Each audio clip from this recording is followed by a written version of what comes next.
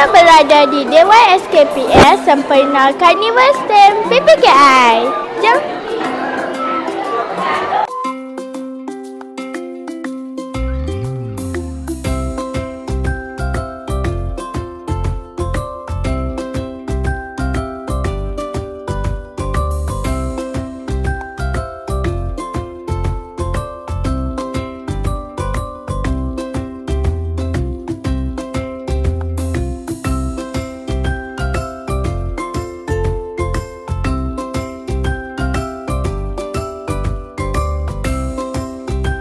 Bersama saya, Tuan Muhammad Ilyas bin Ismail.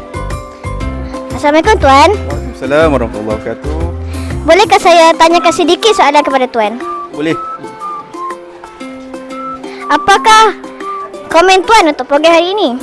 Okey, untuk pagi hari ini saya ucapkan tahniahlah kepada Sekolah SK Padang Lumat telah berjaya mengenalikan program STEM kali pertama PPKI peringkat negeri dan juga kali pertama lah di negeri Kedah. Tahniah sekali lagi. Apakah harapan Tuan untuk program hari ini? Harapan saya semoga program ini menjadi mencetus segala kebangkitan untuk kemahiran STEM kepada murid-murid pendidikan khas di negeri Kedah lah, terutamanya lah. Semoga program ini menjadi satu cabaran lah kepada guru-guru untuk mendidik anak-anak PPKI untuk masuk lagi lah untuk pertandingan STEM akan datang.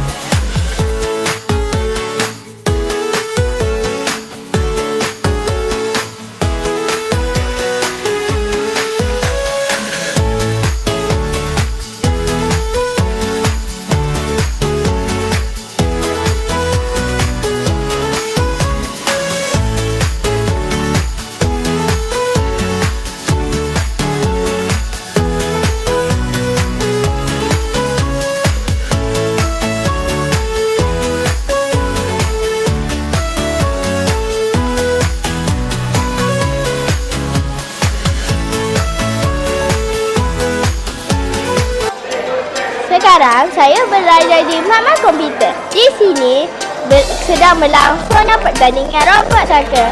Jom kita saksikan.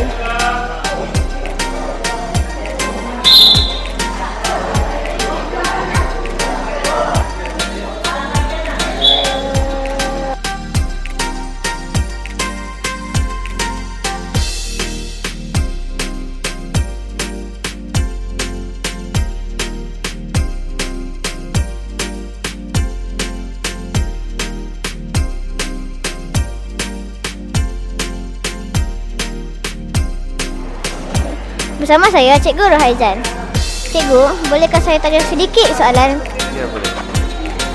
Apakah harapan Cikgu kepada tentang program hari ini?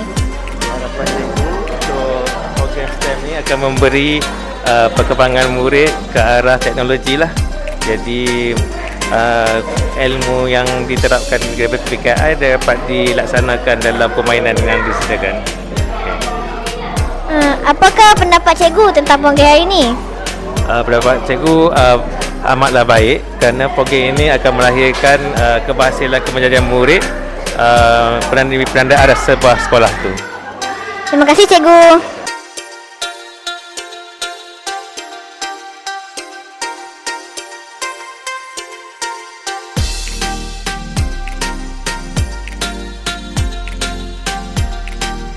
Saya Siti Farhanisa binti Muhammad Hafiz. Dan saya Nur Adisha Humaira binti Muhammad Hadi. Kami wartawan cilik serta kru melaporkan untuk Sepalu TV. Langkah kemuncak.